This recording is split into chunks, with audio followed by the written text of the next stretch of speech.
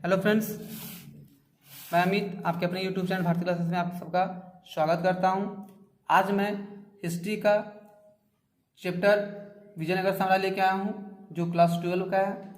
मैंने पिछले पार्ट बनाया था इसका, आज मैं इसका पार्ट 2 लेके आया हूं। तो चलिए आज क्लास स्टार्ट करते हैं। विजयनगर आज का पहला क्वेश्चन है, विजयनगर शासकों द्वारा हम्पी में बनवाए गए भवनों तथा महलों की विशेषताओं का वर्णन करें। ठीक है, विजयनगर शासकों द्वारा हम्पी में बनवाए गए भवनों तथा महलों की विशेषताएं का वर्णन करें। विशेषता का वर्णन करना है जो हमारा हम्पी में जो भवन बनवाए गए थे, महल बनवाए गए थे उसका। ठीक है, तो आंसर देखिए, विजयनगर की स्थापत्य कला को 3 भागों में बांटा गया था। स्थापत्य जो कला था, जो लोग जानते थे, वो कितने भागों में बांटा गया? 3 भागों में। धार्मिक, राजशाही और नागरिक, ये 3 भागों में उसको बांटा गया था। ठीक है, विजयनगर शैली में चालुक्य, पल्लव तथा चोल शैलियों का मिश्रण देखने को मिलता था। इनकी विशेषता इस प्रकार है। क्या बोलता है कि विजयनगर का जो शैली था उसमें चालुक्य, पल्लव तथा चोल शैलियों का मिश्रण देखने को मिलता था। इनकी विशेषता जो है इस प्रकार है। ठीक है, क्या विशेष देखिए, विजयनगर का शाही केंद्र दक्षिण पश्चिम भाग में स्थित था। जो विजयनगर का जो शाही केंद्र था, जो राजा महाराजा का जो रहते थे, वो कहाँ थे? दक्षिण पश्चिम के भाग में स्थित था। इस भाग में मंदिरों से अलग भव्य महल की लगभग 30 संरचनाएं की पहचान की गई है। क्या बोलता है कि इस भाग में, मतलब ये जो दक्षिण पश्चिम का जो भाग है उसमें बोलता है कि मंदिरों से अलग, ठीक है, भव्य महल, मतलब मंदिर ऐसा नहीं, मंदिर से अलग भव्य महल की लगभग 30 संरचनाएं की पहचान की गई है। ठीक है, अगला पॉइंट है, राजा का भवन सबसे विशाल था। जो राजा का जो भवन होता था वो कैसा था? सबसे विशाल होता था। इसके 2 सबसे प्रभावशाली मंच थे, जिससे सभा मंडप या महानवमी डिब्बा सबसे महत्वपूर्ण शाही केंद्र था। क्या बोलता है कि राजा का जो सबसे मतलब विशाल भवन था, ठीक है, भवन होता था, इसके 2 सबसे प्रभावशाली मंच थे। एक था सभा मंडप और दूसरा कौन था? शाही केंद्र। ठीक है, यह महानवमी इसे महत्वपूर्ण केंद्र था। आगे है महानवमी डिब्बा शहर का सबसे विशाल मंच और ऊंचे स्थान पर स्थित था। ये जो महानवमी होता था वो डिब्बा, वो शहर के सबसे विशाल मंच और ऊंचे स्थान पर स्थित था। ठीक है, नेक्स्ट पॉइंट है, विजयनगर के महलों में लोटस का महल सबसे सुंदर था। क्या बोलता है कि विजयनगर के महलों में से लोटस महल सबसे सुंदर था। तो जो लोटस का महल जो था वो विजयनगर के साम्राज्य में सबसे सुंदर महल था। ठीक है, नेक्स्ट पॉइंट है, राजकीय केंद्र में बहुत सारे मंदिर थे, जिसमें सबसे सुंदर और भव्य हजारों राम मंदिर था। ठीक है, क्या बोलता है कि राजकीय केंद्र में बहुत सारे मंदिर थे, जिसमें सबसे सुंदर मंदिर कौन था? हजारा राम मंदिर। ठीक है, नेक्स्ट पॉइंट है, इस मंदिर का प्रयोग राजा और उसके परिवार वाले ही करते थे। ये जो हजारा राम मंदिर होता था उसका प्रयोग कौन करता था? सिर्फ राजा और राजा के परिवार के लोग ही करते थे। ठीक है, पुराविद मैकेंजी द्वारा बनाए मानचित्रों के आधार पर, ठीक है, ये जो मैकेंजी था उसके जो चित्र बनाया था उसके आधार पर कहा जाता है कि भवन एक परिषदीय सदन था, जहां राजा अपने परामर्श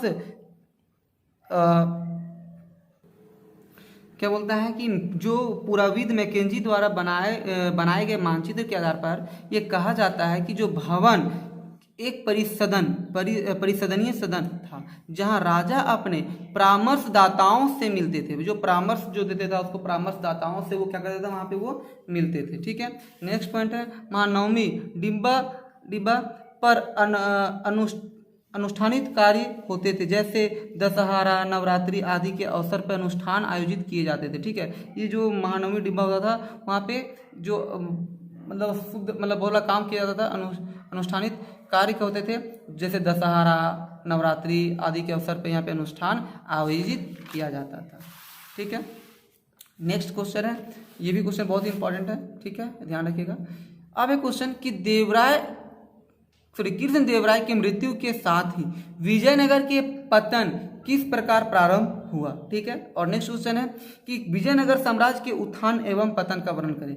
तो ध्यान रखिएगा, ये जो क्वेश्चन पूछ रहा है ये सिर्फ पतन के बारे में पूछ रहा है, और ये जो क्वेश्चन पूछ रहा है ये उसका स्टार्टिंग और अंत कैसे हो।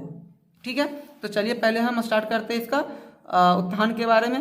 देखिए, विजयनगर साम्राज्य का उत्थान, तो हरिहर एवं बुक्का राय दो भाइयों ने 1336 में हिंदू साम्राज्य विजयनगर की स्थापना की। ठीक है, ये दो भाई जो थे वो 1336 में विजयनगर साम्राज्य का स्थापना किया। विजयनगर साम्राज्य तुंगभद्रा नदी के दक्षिण तट पर स्थापित किया गया। ये जो विजयनगर साम्राज्य था वो तुंगभद्रा नदी के दक्षिण तट पर स्थापित किया गया। अगला पॉइंट है, हरिहर एवं बुक्का ने जिस वंश की स्थापना की वे संगम वंश कहलाए, जो 1485 तक शासन किया था, चला था, मतलब वो शासन था उसका जो पीछे मैंने बताया। बोलता है कि हरिहर बुक्का ने जिस वंश की स्थापना की वे संगम वंश था।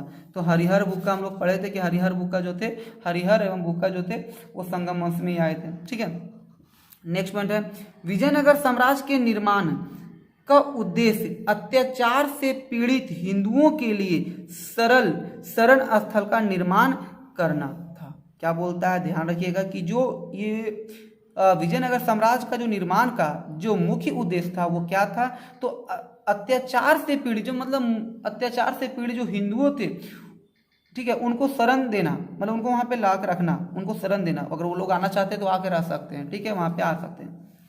जो मुसलमानों के धार्मिक अत्याचारों से पीड़ित हिंदू जनता शांतिपूर्ण जीवन बिता सकते हैं। मैंने अभी बताया कि बहमान जो था वो मुसलमानों का था और साम्राज्य था, और जो हम्पी था, ये विजय साम्राज्य था, वो आपका हिंदुओं का साम्राज्य था। तो इसका जो उद्देश्य था इसको बनाने का, तो वो ये था कि जो मतलब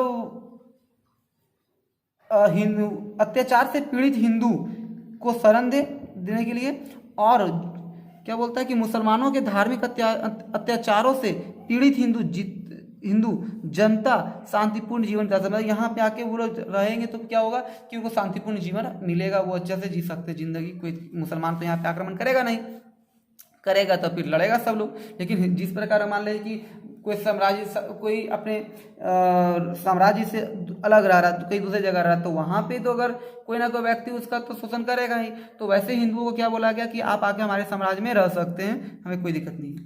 अब अगला पॉइंट, संगम वंश को सालू वंश 1486 से 1505 में, ठीक है, सालू वंश ने उखाड़ फेंका। सालू सैनिक कमांडर थे। सालू कौन था? सैनिक कमांडर था। सालू वंश के बाद तुल्लू वंश की स्थापना वीर नरसिंह ने किया, जो मैंने पीछे बताया है कि सालू वंश के बाद कौन आया? तुल्लू वंश आया था, जिसकी स्थापना कौन किया था? वीर नरसिंह ने किया था। अब है उसके बाद कृष्णदेवराय विजयनगर के महानतम शासक में से एक थे। हम लोग भी पीछे पढ़े कि जो कृष्णदेवराय थे वो विजयनगर साम्राज्य का सबसे महानतम शासक में से एक था। तुल्लू वंश के बाद अरविडू वंश जो 1570 से 1615 ईस्वी तक चला था। तो जो तुल्लू वंश के बाद कौन आया था? अरविडू वंश आया था। ठीक है, तो ये कब से कब चला था? तो ये जो चला था आपका 1570 से 1605 तक। इसमें पढ़े थे कि अरविडू वंश का संस्थापक कौन था? तिरुमाल था। ठीक है, अब आता है कि विजयनगर साम्राज्य का पतन। अब देखिए कि इतना बड़ा साम्राज्य था, आखिर इसको खत्म होने या पतन होने का क्या कारण होगा? ठीक है, कुछ ना कुछ कारण तो होगा। तो देखिए क्या पहला, कृष्णदेवराय की मृत्यु के बाद उनके उत्तराधिकारियों शासन को चलाने में सक्षम नहीं थे। मतलब कृष्णदेवराय के मरने के बाद उनके बाद जितना भी उत्तराधिकारी आए वो लोग अच्छे से काम नहीं किए, वो लोग शासन को चलाने में समक्ष नहीं थे। नेक्स्ट पॉइंट है, उन्हें नायकों तथा सेनापतियों के विरोधों का सामना करना पड़ा। हमने पढ़ा कि नायक और अमरनायक क्या करते थे? उनको दबाने के लिए काम किया जाता था, सैनिक किया जाता था। ठीक है, इसीलिए क्या किया था कि इसके कारण भी ये खत्म, इसका मतलब समाप्त होने का ये कारण एक हो सकता है।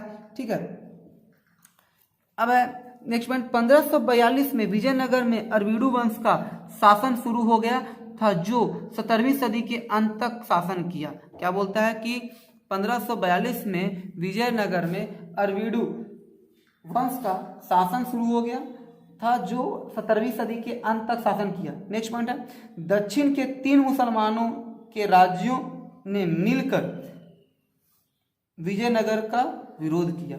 अब जो दक्षिण के जो 3 मुसलमान राज्य थे, कौन कौन, बीजापुर, अहमदनगर और गोलकुंडा, यहाँ पे जो तीनों ही राज्य थे उनमें कौन था, मुसलमान शासक था, और वो लोग इसका विरोध करता था, लड़ाई झगड़ा होता था, युद्ध करता था। इसी कारण ये भी कारण हो सकता है कि विजयनगर साम्राज्य का अंत होने का, पतन होने का कारण हो सकता है, लड़ाई से भी खत्म हो सकता था। हो सकता है कि ये तीनों के जो राज्य के जो राजा होंगे, मुसलमान होंगे, वो क्या कि विजयनगर हिंदुओं को मार दिए होंगे, खत्म कर दिए होंगे, ये भी हो सकता है ना।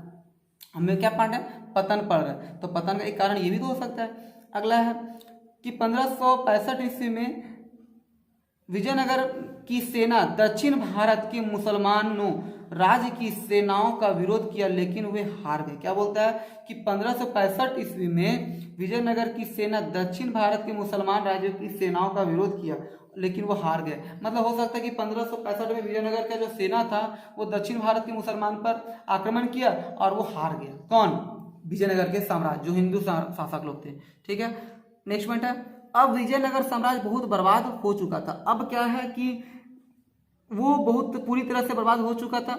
अब साम्राज्य का मुख्य केंद्र को पूर्व की ओर स्थानांतरित किया गया, जहां पर अरविडू वंश ने शासन किया। अब क्या बोलता है कि अब देखा कि पूरी तरह से ये बर्बाद हो गया, अब कुछ नहीं होने जा रहा है इसका, तो क्या किया, इस साम्राज्य का जो मुख्य केंद्र का पूर्व की ओर स्थानांतरित कर दिया गया, जहां पे अरविडू वंश का शासन था। ठीक है, तो ये ठीक है, क्या बोलता है कि ये मतलब जो अब ये जो साम्राज्य था पूरा बर्बाद हो चुका था, तो क्या हुआ कि अब इस साम्राज्य को देखा कि पूरा साम्राज्य पूरा खत्म हो चुका है, तो क्या किया, इसका जो मुख्य केंद्र था उसको कहाँ किया, पूरब की ओर स्थानांतरित किया, जहां पे कौन था, अरविडू वंश का शासन था।